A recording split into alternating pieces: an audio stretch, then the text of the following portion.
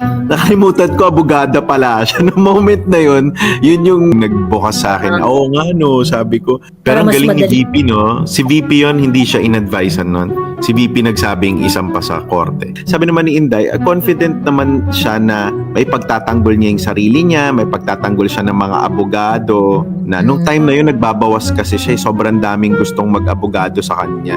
So sa lagay na yon yung mga abogadong yon nagbawas na, nag-eliminate Bawas pa siya noon. okay siya sa trial kasi abogada siya, naniniwala siya na lalabas at lalabas ang katotohanan kapag may trial, alam niya kung paano dalhin ng sarili niya. I mean, okay siyang makipaglaban kung sa tamang paraan. Huwag siyang makipaglaban sa mali kasi hindi tanggap ng prinsipyo niya, nasasagot siya sa mali. Parang ganun yung basta ganun. Hindi kasi Ikaw nga tapos pinapalahura mo yung live ko, hindi mo pa turn eh. Pagkatapos hijackin mo eh. hindi, tapos wait, hold on, wag mo ako baba, tayo mag-uusap. Ang mahirap sa inyo, nagpapanggap nagpapanggap kayo, puro kayo Duterte, pero binabalahura nyo ang si Kitty Duterte, di ba? Wag mo ako ibaba, kahit mo ako ibababa, channel mo to? Ibaba mo na yan, Joey. Hindi Ibaba mo na nyo ba alam? Hindi nyo na ba alam yung kalagayan ni Tatay Digong, walang dalaw, tapos masaya pa kayo? Ibaba mo na yan. Ibaba mo Wag na mo ako yan. ibaba. Bakit? Channel mo to? Channel mo to? Anyway, direct go. Sorry kasi yung laptop nitong hiniraman ko, alam mo naman ako wala akong StreamYard. So yung laptop nung hiniraman ko, yung camera niya nasa keyboard ang putang inang pauso. Hindi ko tuloy makita yung sarili ko. Nakaganto tuloy ako. Ito yung laptop oh. Wisit.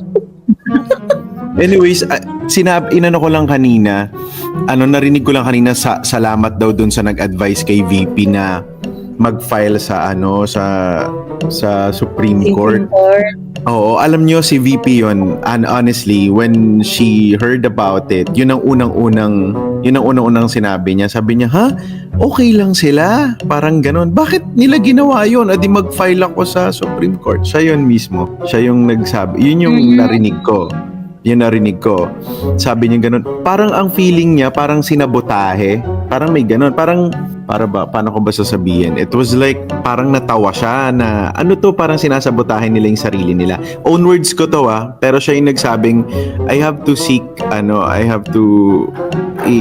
niya sa Supreme Court kasi okay na sana. Kaso, parang okay na sana kaso lang, bakit nagdagdag pa? Parang ganon, hindi ko na masyado maalala. Basta it was like that. So, ayun lang. Anong sinabotahe yung nung time na Kasi di ba ang dami di ba may final na? yung sunod na yung impeachment complaint tapos oo. Tapos parang feeling ni Inday, parang nag-self-destruct sila. Nung nag-file pa ulit, parang isang taon ka lang pwede mag-file. Parang, hindi ko alam to basta yun lang yung narinig ko. Oo. Tama ba yun na sa isang taon, parang ganon? Isang impeachment lang yung pwedeng i-initiate, ganon. Yeah. And then they did another. Tapos sabi ni VP, parang hindi niya magets. So sabi niya, siya nagsabing diretso Supreme Court yan kasi parang mali, parang ganun. Well, siya very open naman siyang sagutin kung magkaka-impeach, kung may trial. Open, na siya dun handang-handa na. Kaso lang parang kung sasagot ka, dapat sumagot ka sa tamang paraan. Parang ganun yung sabi niya sa usapan nila. Kasi hindi man niya ako kinakausap ng malalim Pagbaklaan lang kami nag-uusap. So hindi ko masyado naiintindihan yung Ano talaga si Inday, no? By the book. Oo, totoo. Talagang sabi niya, By the book. okay. Parang ganito yung sabi niya. Ha, totoo ba yan? Sabi niya. Tapos sabi ko, sabi ni Amy, magsasara na kami ng hindi ko na talaga maalala. Basta si Amy magsasara na daw yung Senate. Tapos si Inday, ang reaksyon niya, totoo ba yan? Bakit pa tayo naghahanda? Sabi niya doon alam mo naman, abogado ko si Raymond, yung kuya niya. Si Sig. So ngayon, yun yung narinig ko. Sabi nga, bakit pa kami naghahanda? Mali ang ginagawa nila, parang ganon. So, honestly, dun pa lang parang nakita niya na parang ayoko yung magsabi na, pero parang feeling niya sinabotahin nila yung sarili nila, parang may ganun kasi bawal daw yon, hindi daw pwede yon, malalabag daw yon. Okay na sana may nakakasana, parang ganun, bakit gaganunin pa? So something like that. Yun yung alam kong ano. Okay Parang sana. Sinasabi mo direct, parang at the onset, ang feeling ni Inday, parang wala to, ganyan. No. Gusto niya mag-explain. Gusto niyang mag-explain. Though, hindi ko na sasabihin kung sino. Though, sa usapan na yon, ang sabi ng taong yon, Inday, wala silang pakialam sa trial. Alam mo naman yung mga pink at mga dilawan, ang gusto lang yan, stage para siraan ka. Gusto lang nilang iangat yan doon para makapanloko ng tao, yung masira ka, paulit-ulit nila yung gawin ng ganyan. Sabi naman ni Inday, confident naman siya na may pagtatanggol niya yung sarili niya, may pagtatanggol siya ng mga abogado, na nung time na yun nagbabawas kasi siya, sobrang daming gustong mag-abogado sa kanya. So sa lagay na yon, yung mga abogadong yon nagbawas na, i-eliminate Bawas pa siya doon. Oo, so ako, ang sabi ni Inday, bakit nila ginawa yon na ma-jeopardize yung, masisira yung plano nila. So hindi niya rin masyadong gets. Ang stand niya, okay siya sa trial kasi abogada siya, naniniwala siya na lalabas ang katotohanan kapag may trial, alam niya kung paano dalhin ng sarili niya. Yun nga lang, okay siya. 'Di ba naalala niyo, sabi niya, sige, mag-bloodbath na tayo, ganyan-ganyan, 'di ba? Parang tapos biglang mali pala. Finally, nagkaisa na lahat ng mga legal niya na nagsasabing mali. Okay siyang makipaglaban kung sa tamang paraan. Huwag siya makipaglaban sa mali kasi hindi tanggap ng prinsipyo niya, nasasagot siya sa mali. Parang ganun basta ganun siya. Basta sa tama siya.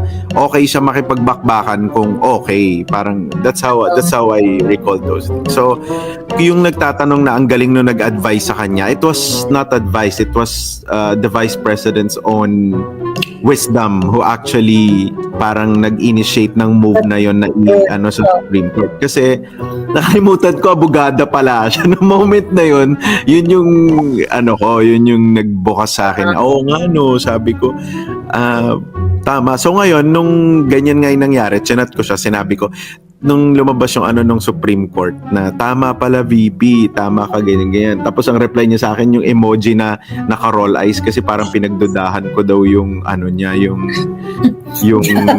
pagiging abogado. Oo, sabi niya, di ka pala naniwala sa akin, sabi niya. Sabi ko, hindi ko naman naintindihan yan eh. Sabi ko, at saka ikaw ang sabi mo, gera na. Si Amy ayaw niya. Sinabi ni Senator Amy, nga daw yon, mali. Siya, anong sinabi ni VP, yun naman yung kung makikipag-away. Kaso lang sabi niya, makipag-away tayo na hindi tayo mukhang tanga. Alam nga, makipag-away tayo, mali naman yung pinapasukan natin. So tama si Sas, by the book talaga si VP. I know, yun yung medyo formal si VP sa ganyan, sa mga batas-batas, sa mga yun. So, ganun ang naano ko sa kanya. So, yun, kaya ako pumasok. Yeah. Anong reaction direct ni VP nung lumabas yung decision ng Senate? Hindi ko alam yung initial. Ngayon kasi magkausap kami, hindi magkikita kami, pero ang niya is hindi, paano ko ba to sasabihin na hindi ako madedemanda? Teka, lahat ng dapat dismissed. Yung archive na yan, hindi ko yan nagigets.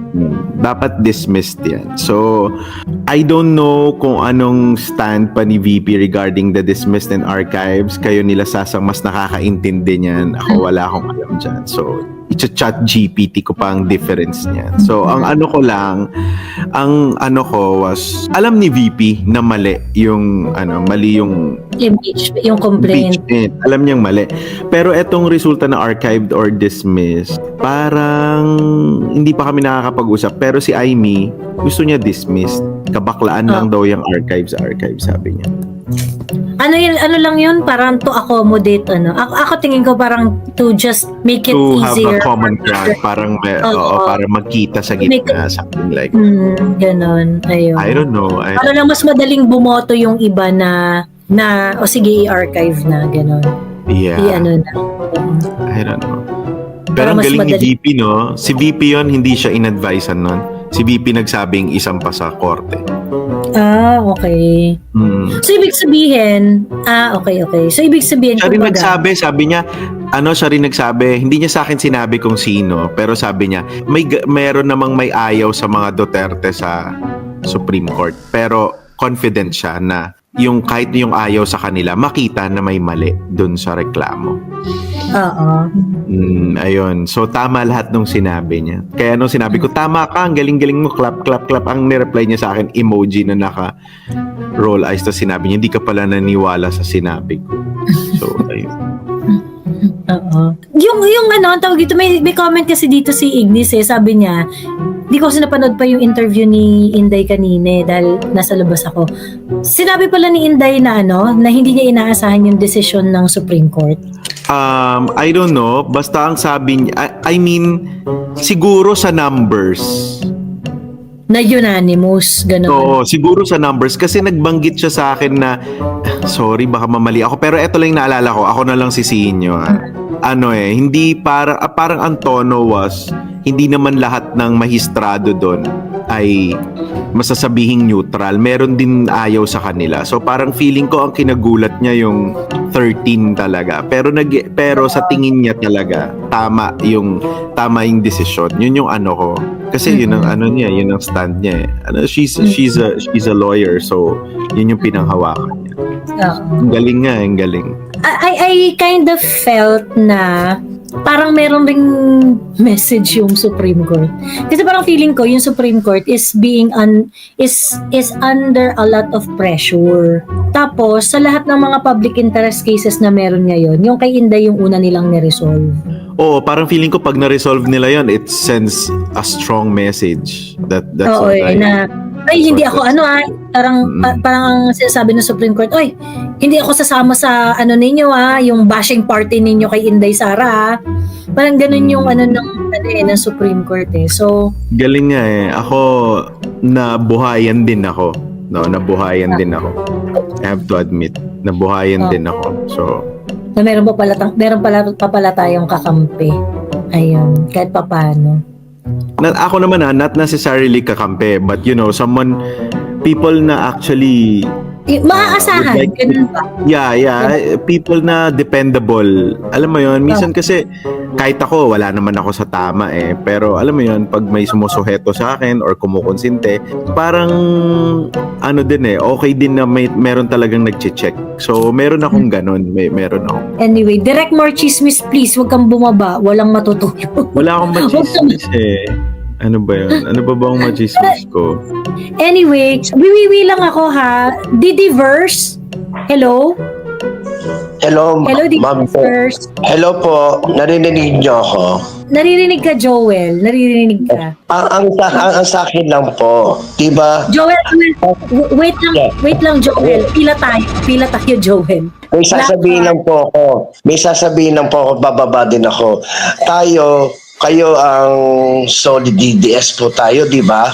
Pero bakit parang yung channel nyo, bakit binabalahura nyo si Kitty Duterte at si Ma'am Hanelet, di ba? Paano binabalahura, Joel? Hindi kasi Ikaw nga binabalahura mo yung live ko, hindi mo pa turn pagkatapos hijackin mo Tapos wait, hold on, wag mo ako baba, tayo mag-uusap. Bakit galit na galit kayo? Bakit galit na galit kayo kay Mahalita? Paano ako galit kay Kitty at saka kay Hanelet? Bakit binabalahura nyo? Anong binabalahura? Paano binabalahura? Anong sinabi kong pagbabalahura? Okay, eto, gusto mo sabihin ko. Ang sinasabi ko, yung si Alvin Chipmunk, yung yung gagaya niyan, ginagamit. Joel, isang tanong, isang sagot. Ano yung pambabalahurang sinabi ko kay Kitty at saka kay Hanelet? Huwag pa ikot-ikot. Kaya nga, bakit ayaw niya? Bakit? Yung live ko Sagot. Anong pambalahura? Bakit sinasabi niyo na hindi sila part ng Duterte family. Meron akong sinabing ganon? Meron. Wala akong sinabing ganon. Meron. Yung mga previous live mo. Sinabing ganon, Joel. Dapat bakit ginagamit nyo ang logo ng Office of the Vice President? Walang ganon, Joel. Asan yung proof mo, Joel? Ayun na nga, Sinungaling ka. meron na kay Sir Edwin Yamora. Ang mahirap sa inyo, nagpapanggap Asan yung proof mo, Joel? nagpapanggap kayo, puro kayo Duterte, pero binabalahura nyo ang si Kitty Duterte, di ba? Huwag mo ako ibaba. Kahit mo ako ibababa. Channel mo to? Ibaba mo na yan, Joey. Ibaba mo na Hindi yan. nyo ba alam? Hindi nyo na ba alam yung kalagayan ni Tatay Digong, walang dalaw, tapos masaya pa kayo? Ibaba mo na yan. Ibaba mo Huwag na mo yan. ako ibaba. Bakit? Channel mo to? Channel mo to? Ibaba mo Wag na mo yan. ako ibaba. Ibaba mo na yan, Joey. Bakit nyo ako ibababa? Joey, Huwag ka ibaba mo na, na yan. Joel. Diyos ko. Unang-una, Joel. Ayan. Ang ganda na ng usapan. Diyos ko, ano ba yan? Unang-una, Joel. Maraming Okay? wine juice babate kasing kami. Ano to, Joel? Unang-una, Joel. Wala na wine, kuya. Unang-una, Joel, pakinggan mo to ng maigi. Ikaw ang balahura. Kasi unang-una, ikaw yung umakyat. Pagkatapos ikaw yung nang hijack ng live. Nakapila pa si DDS Verse at saka si Blackheart. Pagkatapos, ay, sasabihin ako, mabilis na mabilis lang. And then, you were spitting na, ay, hindi binabalahura mo si... Ano binabalahura si Hanilet at saka si Kitty? Hanilet and Kitty are both mistaken. They are starting to become political liability. Anong pambabalahura dyan? Both of them are starting to be political liability. Anong papel ni Hanilet at saka ni Kitty sa political stand ko at sa political advocacy ko? Diyos ko, edi kung kayo nakasentro kay Hanilet at saka kay Kitty yung mga politika ninyo, edi kayo lang yun, wag niyo akong idamay. Wala silang ambag sa politika ko. Okay? Ngayon, if I say that the two of them are becoming political liability, hindi yun pambabalahura. Huwag kayong epal dyan. O pagkatapos, bakit kayo ganito? Bakit kayo ganito? I'm asking you proof! Asan yung proof ninyo? Bakit ay Diyos ko! bakit ay nagbibigyang issue si Baliwang puta! Bakit ay nag-i-issue bigla yung si Kitty saka si Hanilet? My God! Move on na dyan! Move on na dun sa issue na yan! Issue nilang pag And I am not going to change anything that I said about it. Okay, both of them are mistaken. Magka-mistaken sila, ibig sabihin forever na silang mistaken. No! They can still correct themselves. Oh, ay, gusto niyong umiyak dahil sinabi ko mali si Hanilet at saka si Kitty? Sila PRRD nga, si Inday nga, yung mga magkakapatid nga they welcome criticisms. Pagkatapos kayo, parang ano, biglang monarchy ito? Hindi po pwedeng i-criticize si Hanilet at saka si Kitty? Tigil-tigilan niyo ako. Diyos ko, hindi makapag-wiwi si Joey. Oo nga, wiwiwi na nga sana ako Tapos bigla ito si Joel. Asan yung ano ito? Diyos ko. Ewan ko sa'yo, Joel.